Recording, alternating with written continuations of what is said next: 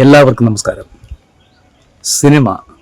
Cinema ഇറങ്ങിയ കാലം മുതൽ താരങ്ങൾക്ക് വേണ്ടി വഴക്കൂടുന്നവരാണ് ആരാധകർ. അത് ഇന്നും ഇന്നലെ തുടങ്ങിയൊരു സംഭവമല്ല.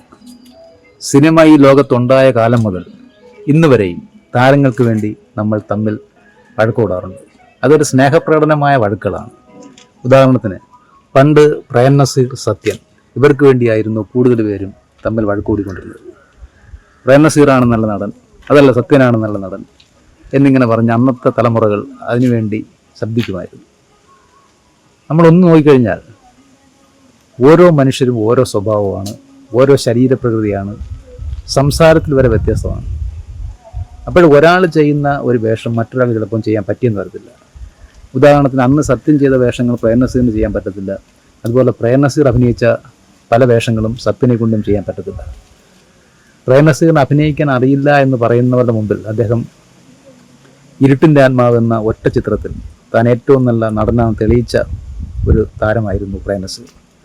സത്യൻ അതുപോലെ ഓടയിൽ നിന്ന് അനുഭവങ്ങൾ, പാളീച്ചകൾ, ആദ്യകരണങ്ങൾ, അങ്ങനെ ഒട്ടേറെ ചിത്രങ്ങളിൽ സത്യനും തൻ്റെ അഭിനയം നല്ല രീതിയിൽ പ്രകടിപ്പിച്ച വലിയ കലാകാരനാണ്. അദ്ദേഹം അഭിനയ ചക്രവർത്തി തന്നെ ആയിരുന്നു എന്നാണ് അദ്ദേഹത്തെ വിശേഷിപ്പിക്കുന്നത്. പക്ഷേ ഏറ്റവും കൂടുതൽ ഗാനരംഗങ്ങൾ നല്ല ഭംഗിയായിട്ട് തന്മയത്വത്തോടെ അഭിനയിക്കാൻ കഴിഞ്ഞ ഒരു താരം എന്ന് പറയുന്നത് പ്രേം നസീറാണ്. പ്രേം നസീർ ഒരു പാട്ടുപാടി അഭിനയിക്കുന്നത് പോലെ ഒരിക്കലും സത്യന് അഭിനയിക്കാൻ പറ്റത്തില്ല. പക്ഷേ സത്യൻ അഭിനയിച്ച റഫ് ആൻഡ് ടഫ് കഥാപാത്രങ്ങൾ പ്രേം നസീറിന് അഭിനയിക്കാൻ പറ്റത്തില്ല. അതായിരുന്നു ഇവർ തമ്മിലുള്ള വ്യത്യാസം. അത് അവരുടെ ശരീരപ്രകൃതത്തിൻ്റെ രീതികളും അങ്ങനെ പൊതുവെ ഓരോരുത്തർക്കും ഓരോ രീതിയാണ്. ഒരാൾ ചെയ്യുന്നത് ചിലപ്പോൾ മറ്റൊരാൾക്ക് ചെയ്യാൻ പറ്റിയെന്ന് വരത്തില്ല. അങ്ങനെയാണല്ലോ ഈ ലോകം മൊത്തം, അങ്ങനെയാണ്. സിനിമാ താരങ്ങളെന്ന് മാത്രമല്ല എല്ലാവരുടെയും കാര്യം ഞാൻ പറയുകയാണ്. അതിനുശേഷമാണ് പിന്നീട് ജയൻ എന്ന നടൻ രംഗപ്രവേശം ചെയ്യുന്നത്. ആ സമയത്ത് സത്യൻ നമ്മളിൽ നിന്നൊക്കെ ഈ മണ്ണിൽ നിന്ന് പോയി. അദ്ദേഹം സത്യൻ ആ സമയത്ത് ഇവിടെ നിന്ന് വിട പറഞ്ഞു. പിന്നീട് വരുന്നത് ജയനായിരുന്നു. ആദ്യം സഹനടനായിട്ടാണ് അദ്ദേഹം വരുന്നത്. പിന്നീടാണ് വില്ലനായിട്ട് അഭിനയിച്ചു. പിന്നീട് അദ്ദേഹം നായകനായി. ശരപഞ്ചരം എന്ന ചിത്രത്തിലൂടെ അദ്ദേഹം ഭയങ്കരമായ ഒരു വലിയ ഹീറോ ആയി മാറി. അന്നത്തെ യുവാക്കൾക്ക് ഏറ്റവും ഇഷ്ടപ്പെട്ട താരം ജയനായിരുന്നു. പക്ഷെ ജയൻ വരുന്ന സമയത്തും അന്നും പ്രേം നസീറിനും ആരാധകരുണ്ടായിരുന്നു. അന്ന് ജയനും പ്രേം നസീറും തമ്മിലുള്ള മത്സരം ജയനും പ്രേം നസീറിനും വേണ്ടിയായിരുന്നു അന്നത്തെ തലമുറകൾ സംസാരിച്ചുകൊണ്ടിരുന്നത്. ജയനാണ് വലിയ നടൻ, അതല്ല പ്രേം നസീറാണ് വലിയ നടൻ. അന്ന് അങ്ങനെ കാലങ്ങൾ കഴിഞ്ഞു. ആ കാലഘട്ടത്തിലായിരുന്നു സോമൻ, സുകുമാരൻ ടീം വരുന്നത്. അവർക്കും രണ്ട് ഗ്യാങ്ങുകളുണ്ടായിരുന്നു. സോമനാണ് മികച്ച നടൻ, അതല്ല സുകുമാരനാണ് മികച്ച നടൻ എന്നുള്ള രീതിയിൽ അന്നത്തെ കാലത്ത് അവർക്ക് വേണ്ടിയും സംസാരിക്കാൻ നമ്മുടെ ആരാധകരുണ്ടായിരുന്നു. അങ്ങനെ ഇരുന്നപ്പോഴാണ് പിന്നീട് വരുന്നത് മോഹൻലാലും മമ്മൂട്ടിയുമാണ്. മോഹൻലാലിൻ്റെയും മമ്മൂട്ടിയുടെയും കാലം വന്നപ്പോഴത്തേക്കും ഈ ആരാധകരുടെ രീതിക്ക് മാറ്റങ്ങൾ വന്നു തുടങ്ങി. ഫാൻസ് അസോസിയേഷൻ ഉണ്ടായി തുടങ്ങി. മോഹൻലാലിന് പ്രത്യേക ഫാൻസ്, മമ്മൂട്ടിക്ക് പ്രത്യേക ഫാൻസ് അസോസിയേഷൻ. മോഹൻലാലിൻ്റെ ഒരു പടം റിലീസാകുമ്പോൾ അടുത്ത് തന്നെ മമ്മൂട്ടിയുടെ പടം റിലീസാവും. അങ്ങനെ മോഹൻലാലിനും മമ്മൂട്ടിക്കും വേണ്ടി ഒരു വലിയ ആരാധക വൃന്ദം തന്നെ നമ്മുടെ മലയാള നാട്ടിലുണ്ടായി.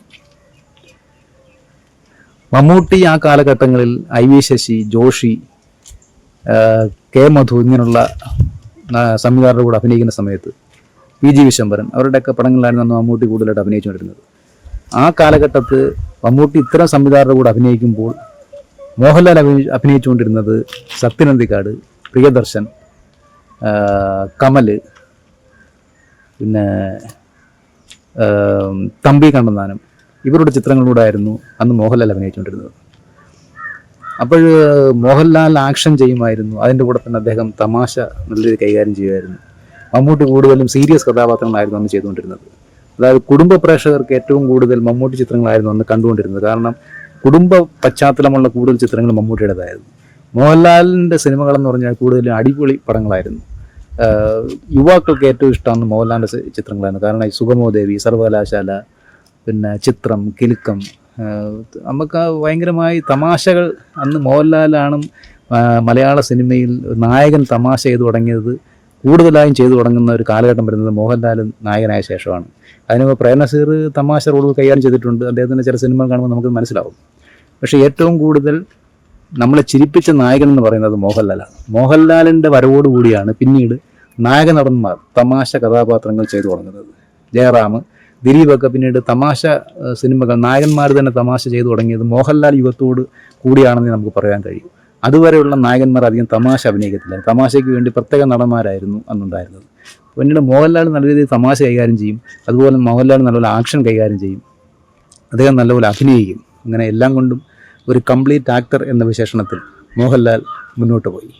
ആ സമയത്ത് മമ്മൂട്ടി അദ്ദേഹത്തിൻ്റെതായ സിനിമാ അഭിനയ ശൈലി മാറ്റിക്കൊണ്ട് അദ്ദേഹവും മലയാളികളുടെ മനസ്സിൽ ഇടം നേടി. മമ്മൂട്ടിയുടെ അമരം, തനിയാവർത്തനം, അതുപോലെയുള്ള സംഘം, നിറക്കൂട്ട് എന്നീ ചിത്രങ്ങളൊക്കെ അന്നത്തെ പ്രേക്ഷക മനസ്സിൽ ഇടം നേടിയ ചിത്രങ്ങളായിരുന്നു. പോലീസ് വേഷങ്ങൾ നല്ല ഭംഗിയായിട്ട് കൈകാര്യം ചെയ്യാൻ കഴിഞ്ഞ ഒരു താരമായിരുന്നു മമ്മൂട്ടി. അന്ന് ഒരുപാട് പോലീസ് വേഷങ്ങൾ മലയാള സിനിമയിൽ അഭിനയിച്ചിട്ടുണ്ട്. അങ്ങനെ ഇരിക്കുമ്പോഴാണ് വേറൊരു നടൻ്റെ കടന്നുവരവ്. അദ്ദേഹം ഇതുപോലെ ചെറിയ ചെറിയ വേഷങ്ങളിലൂടെ വന്ന് പിന്നീട് സഹനടനായി. പിന്നീട് അദ്ദേഹം സൂപ്പർ താരമായി മാറി. അത് മറ്റാരുമല്ല, നമ്മുടെ എല്ലാം പ്രിയപ്പെട്ട സുരേഷ് ഗോപി എന്ന താരമാണ്. അദ്ദേഹം ആദ്യകാല ചിത്രങ്ങളിൽ മമ്മൂട്ടിയുടെ വില്ലനായി, മോഹൻലാലിൻ്റെ വില്ലനായി, അവരുടെ കൂടെ സഹനടനായിട്ട് അഭിനയിച്ചു. പിന്നീട് ഷാജി കൈലാസ്, രഞ്ജി പണിക്കർ, സുരേഷ് ഗോപി ടീം വന്നപ്പോഴത്തേക്ക് സുരേഷ് ഗോപിക്ക് മറ്റൊരു ഇമേജായി മാറി. തലസ്ഥാനം, മാഫിയ, കമ്മീഷണറൊക്കെ എത്തിയപ്പോഴത്തേക്കും സുരേഷ് ഗോപി സൂപ്പർ സ്റ്റാറായി മാറി എന്നുള്ളതാണ്.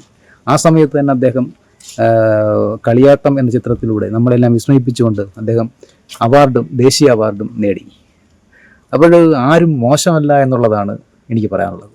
മലയാള സിനിമയിൽ നമ്മൾ ആരും വിചാരിക്കാത്തവരായിരിക്കും ചിലപ്പോൾ പെട്ടെന്ന് വലിയ വലിയ താരമായി മാറുന്നത്. അങ്ങനെ സുരേഷ് ഗോപി, മമ്മൂട്ടി, മോഹൻലാൽ ഇങ്ങനെ നിറഞ്ഞു നിൽക്കുന്ന സമയത്തായിരുന്നു ദിലീപിൻ്റെ കടന്ന് വരവ്. ദിലീപ് ആദ്യകാലങ്ങളിൽ ഇതുപോലെ കൊച്ചു വേഷങ്ങൾ ചെയ്തു, സഹസംവിധായകനായിരുന്നു ആദ്യം. പിന്നീട് അദ്ദേഹം ചെറിയ വേഷങ്ങൾ ചെയ്തു. പിന്നീട് അദ്ദേഹത്തിൻ്റെതായ പടങ്ങൾ ഇറങ്ങി തുടങ്ങി. ഉദാഹരണത്തിന് കുഞ്ഞിക്കൂനൻ, പറക്കം തളിയ, CID മൂസ, പിന്നെ മേരിക്കൊണ്ടൊരു കുഞ്ഞാട്, സൗണ്ട് തോമ എന്നീ ചിത്രങ്ങളിലൂടെ അദ്ദേഹത്തിൻ്റെതായ വേറിട്ട ഒരു രീതിയിലൂടെ അദ്ദേഹം മലയാള സിനിമ പ്രേക്ഷകരുടെ ഒരു പ്രിയപ്പെട്ട താരമായി മാറി. അങ്ങനെ ദിലീപിനെ സൂപ്പർ സ്റ്റാർ എന്ന രീതിയിൽ ജനങ്ങൾ ആരാധിച്ചു തുടങ്ങി.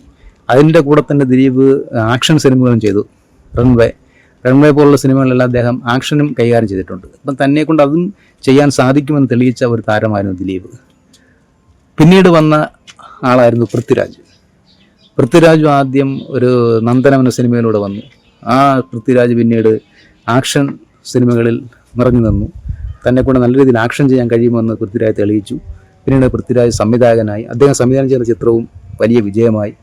അങ്ങനെ പൃഥ്വിരാജിൻ്റെതായ വഴിക്ക് പോയ സമയത്ത് ഇതിൻ്റെ എല്ലാ ഇടയ്ക്കും മറ്റൊരു നടനുണ്ടായിരുന്നു, കുഞ്ചാക്കോവൻ ആദ്യമായി വരുന്ന സമയത്തായിരുന്നു അനിയത്തിപ്രാവ് എന്ന ചിത്രത്തിലൂടെ ആയിരുന്നു ആദ്യമായി കുഞ്ചാക്കോവൻ സിനിമയിൽ വന്നത്. അനിയത്തിപ്രാവ് വമ്പൻ ഹിറ്റായിരുന്നു. പിന്നീട് അദ്ദേഹം അതുപോലുള്ള ചില വേഷങ്ങളൊക്കെ ചെയ്ത് മുന്നോട്ട് പോയി. കുറേ കഴിഞ്ഞപ്പോൾ അദ്ദേഹത്തിൻ്റെ സിനിമകൾ കുറഞ്ഞു. പിന്നീട് അദ്ദേഹവും രണ്ടാമതൊരു വലിയ തിരിച്ചുവരവ് നടത്തി. ആ വെറൈറ്റി ആയിട്ടുള്ള വേഷങ്ങൾ ചെയ്യാൻ തനിക്ക് കഴിയുമെന്ന് കുഞ്ചാക്കോവനും തെളിയിച്ചു. ഇന്നാത്താൻ കേസുകൂടെ എന്ന ഒറ്റ ചിത്രം മതി കുഞ്ചാക്കോവൻ നടൻ്റെ അഭിനയത്തിൻ്റെ റേഞ്ച് നമുക്ക് മനസ്സിലാക്കാൻ. പിന്നീട് അതിന് ശേഷം ഫഹദ് ഫാസിൽ, നിവിൻ പോളി, അങ്ങനെ ഒട്ടേറെ താരങ്ങൾ വന്നു. മലയാള സിനിമയിൽ അതിശയിപ്പിച്ച ഒരുപാട് താരങ്ങൾ വന്നു. പക്ഷേ എത്രയൊക്കെ നമ്മൾ പറഞ്ഞാലും മമ്മൂട്ടി, മോഹൻലാൽ എന്ന താരങ്ങൾക്ക് വേണ്ടിയാണ് ഏറ്റവും കൂടുതലുള്ള ആരാധകർ പ്രശ്നമുണ്ടാക്കുന്നത്. മമ്മൂട്ടി ചിത്രം വരുമ്പോൾ മമ്മൂട്ടി ചിത്രത്തിന് വേണ്ടി കൈയടിച്ച ആരാധകരും, മോഹൻലാൽ ചിത്രം ഇറങ്ങുമ്പോൾ മോഹൻലാൽ ചിത്രത്തിന് വേണ്ടി കൈയടിക്കുന്നവരും. ഇപ്പോൾ സോഷ്യൽ മീഡിയ വ്യാപകമായപ്പോഴത്തേക്കും ഇവർക്ക് വേണ്ടി തമ്മിലടി സോഷ്യൽ മീഡിയയിലൂടെയായി. എന്തു തന്നെ ആയാലും ഇനി എത്ര കാലം കഴിഞ്ഞാലും മമ്മൂട്ടി, മോഹൻലാൽ യുഗം അതൊരു വലിയ യുഗം തന്നെയാണ്. അവരെ ആരാധിച്ചതുപോലെയും അവരോടുള്ള ജനങ്ങളുടെ, സിനിമാ പ്രേമികളുടെ സ്നേഹവും മറ്റാർക്കും കിട്ടിയിട്ടുണ്ടെന്ന് എനിക്ക് തോന്നുന്നില്ല. കാരണം അത്രത്തോളം ജനമനസ്സുകളെ സ്വാധീനിച്ച രണ്ട് വലിയ കലാകാരാണ് മമ്മൂട്ടിയും മോഹൻലാലും. ആരും വലുതുമല്ല, ആരും ചെറുതുമല്ല. രണ്ടുപേരും ഈക്വൽ തന്നെയാണ്. അവരിന്നും ഒപ്പത്തിനൊപ്പം മുന്നോട്ട് പോവുകയാണ്. ഇത്രയും പ്രായമായിട്ടും ഇത്രയും വർഷമായിട്ടും അവർ അവരുടെ മേഖലയിൽ രാജാക്കന്മാരെ പോലെ തിളങ്ങുക തന്നെയാണ്.